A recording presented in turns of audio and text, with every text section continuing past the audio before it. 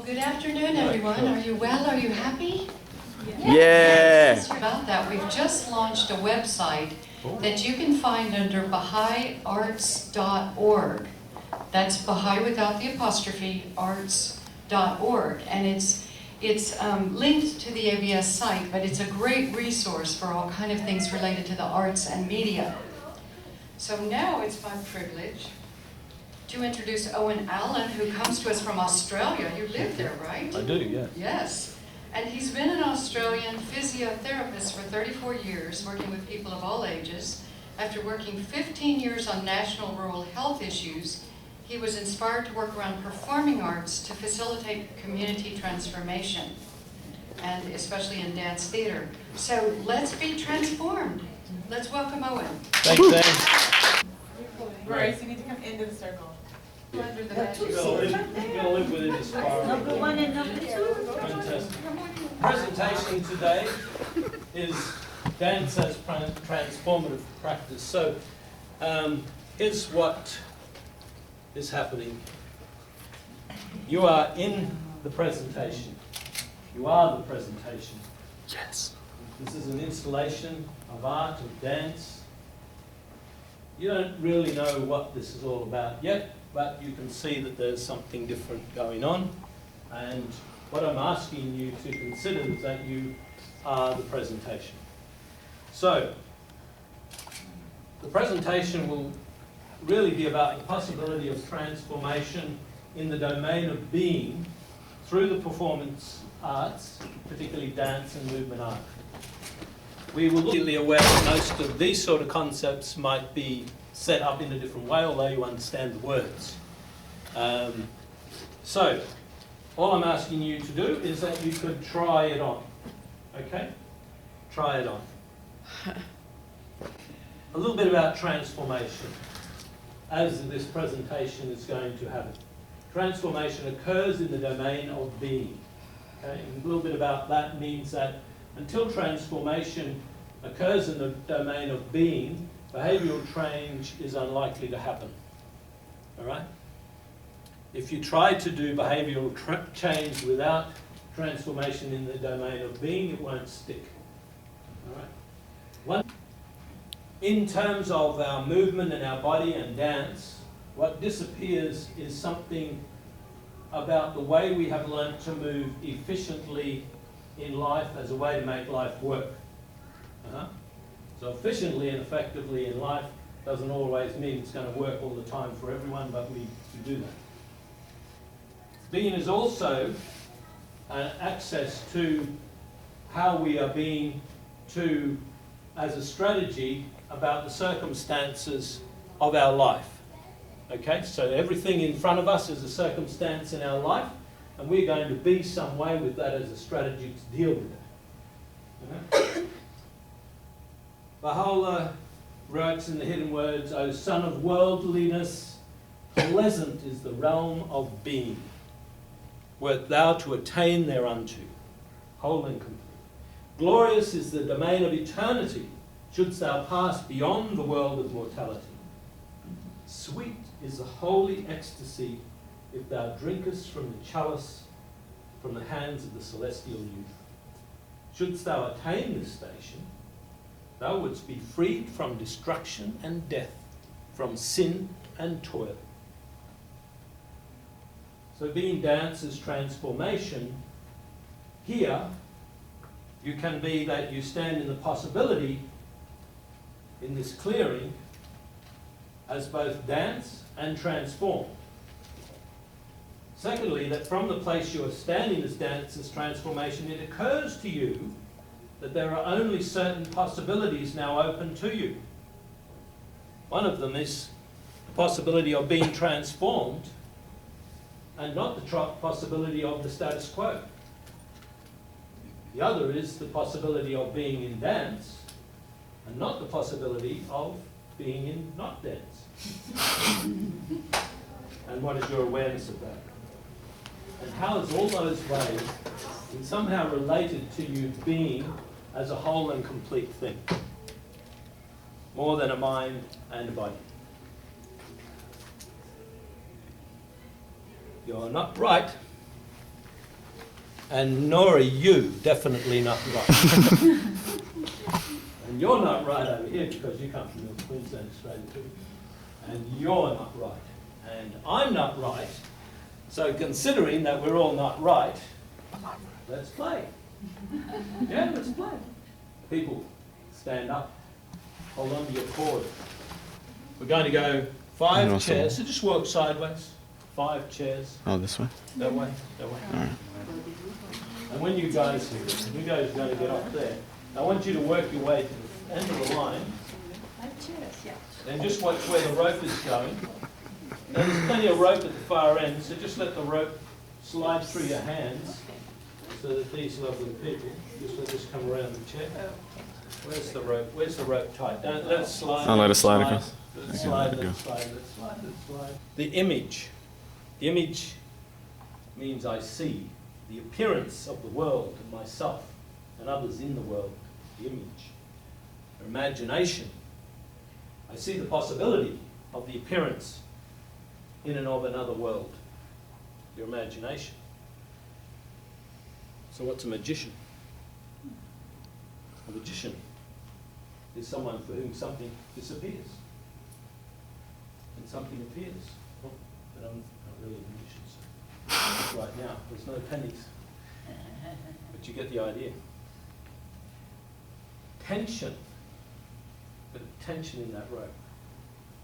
Harnessing the energies of life, exacting resilience and destroying everything. Stable systems exist for a moment, a brief moment.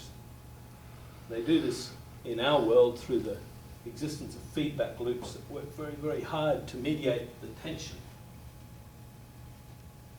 that wants to rip apart the system. Systems are stable only for a moment because they fail eventually to maintain control of the tension and the equilibrium, and it falls apart. Okay, we live, we die, rip, rip, rip, rip, rip. Where tensions are vital, like it was over here, is a place, potential place for transformation. What's equilibrium? What's things in balance? Things in balance is ever moving in the prevention of falling in or out to destruction as an invitation to transformation. When we dance, put a foot here, put a foot here. As long as we're in equilibrium, we have an invitation to transformation. So, transformation. What is transformation? Some definitions. Literally, one form crosses over to become another form. Often, the original form disappears and the new form appears somehow. The original form, no longer working in the circumstances in front of it, breaks down. However, able to harness new materials, something new builds up and is appeared in the new circumstances, resilient to the new circumstances, resilient to the tensions in the new circumstances. Another definition of transformation is a simple translation, a simple rotation. Mathematicians amongst us will know that a point is how many dimensions? I know you know it. 1. Less. 0. Exactly. What is one dimension? A line. Yes. And when you rotate the point, if you're looking down the barrel of a line, you see nothing at all. You rotate it up like that, you see a line. You rotate the line and you see a plane. You rotate the plane 90 degrees and you've got a human being. And then it begs the question, what happens when you rotate a human being 90 degrees? Something transformed. Or a third definition is that transformation is the act of a magician. Something disappears and something appears. Evolution is the act of something appearing in the act of its progenitor disappearing. So what's dance? Dance could be a conversation of the body in the world. A dancer is a way of being as dance. So everyone who turns up in the dance is a dancer. You all turned up here. You're all dancers. A conversation, to get a little bit further down, is being in play, in the to and fro, without expectation. And yet without expectation in the to and fro of a conversation, form emerges. And so it is as dance as a conversation. Form, the work of art, the work of dance, emerges by the dancer's responses as a collapse of possibility into reality. There is the transformative possibility that in standing back from how we, others, and the world occur to us, that in breaking down or translating, rotating, as an act of the imagination, and that imaginative act through the body as dance, we create an opening, a clearing, so that something occurs to have disappeared and we can create something new. Everybody stand up. Hold on to your cord. Move 5 seats to your left. And be aware of everybody in that consideration. Great. You might be noticing something about yourself in the movement of this. Yes? Well, you're trying to put words to dance, and dance is an experience of transformation. Great. Great. So I like that you're trying to explain it, but I think it's so much more powerful to have the experience of transformation in dance. Yes. Okay, good. I get you. Yeah, it's good. And we're just having whatever experience we're having. Right. As well. Yeah, cool. What I'm really enjoying is that you said something, because I want you to hear what comes up from you.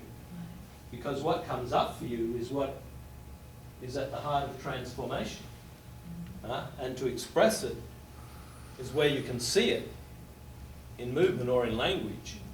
In the conversation is kind of the same thing, although as we get on to the body means so much. I think it's more powerful, though, the body experience. I mean, I can share one little thing, is that I wore a brace when I was younger, and it was the wrong treatment for what was wrong with me, and it atrophied my muscles.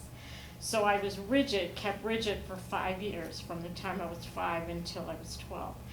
And it wasn't until I was 55 and I took a dance medicine class that I had the memory through movement that I could move normally before I wore that brace. And I don't care, 40, 50 years in between of all kinds of other therapies to gain back movement, it didn't ever occur to me until the experience of movement through dance that I once moved normally. And that was a powerful, powerful transformative experience. So it was in the actual physical body movement, not through words or any other methodology did I come to that transformative realization. Yeah. Beautiful. Yeah, well that's the experience. Exactly, yeah. Fantastic. So the words that I'm using are the words that come from phenomenological philosophy. But phenomenological philosophy is actually in experience. Our next stage, which is looking at the stages of transformative practice. The first one is going to be awareness. First stage of transformation is awareness that identity is concealing. So what's identity? Identity is who I came to occur to myself as me, who others in the world came to occur to me, and who I came to be in that relationship. Okay? So things occur to us, not because they are that way, but because of us. and that becomes our identity.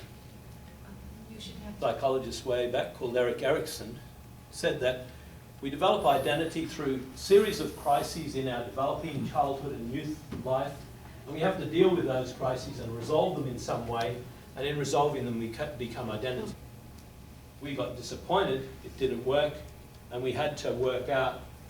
And one thing that we tend to do, so they think, is that we choose how not to fail to be disappointed again. And so we make some choices of how we are going to be in the world so we don't fail at getting what we want to get by that old behaviour. However, there are various strategies for doing that, but we make those choices. Largely our identities become built then on how we are not going to fail. Through thinking of identity in this way. And one of the philosophers, a live philosopher, Hofstadter, is that therefore we are kind of, as a human being, a strange loop. That we kind of, how we are is loops of information back and forth. As loops of information between each other, you can see that culture then becomes how we're identifying as other people, as much as with other people. But because we've all developed our identity as how we've decided to avoid to fail, cultures are largely a collective way we've come to a decision about how not to fail and what things we're not going to fail on, as much as the success of some way. Embodied cognition. But our bodies have actually already made those decisions, and we are playing catch up most of the time. We therefore often have made a decision, and after the fact, we create some rationale, some reason for why we did it. And this is quite proven psychological.